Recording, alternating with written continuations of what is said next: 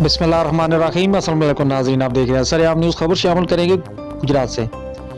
थाना सिटी जलालपुर जट्टा के इलाका इकबाल कॉलोनी में कम सिन बच्चे को ज्यादती के बाद कत्ल करने वाला सफाक दरिंदा गिरफ्तार कर लिया गया।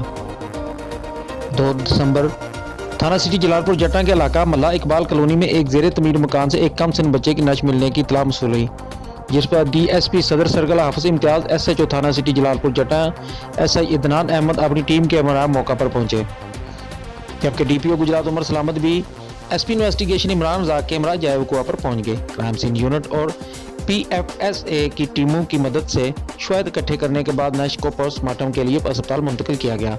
बच्चे के वालिद की मुद्दई में थाना सिटी जलालपुर जट्टा में मुकदमे का अंदराज करके तफ्तीश का आगाज किया गया। DPO गुजरात उमर सलामत ने SP इन्वेस्टिगेशन की सरबराही में DPO, DSP सदर सर्कल, SHO थाना सिटी जलालपुर जट्टा और दीगर पुलिस मुलाजमीन पर मुश्तमिल टीम तश्कील देकर मासूम बच्चे के सफाकाना कत्ल में मुलव्वस मुलज़मान को जल्द गिरफ्तार करने की हिदायत जारी की।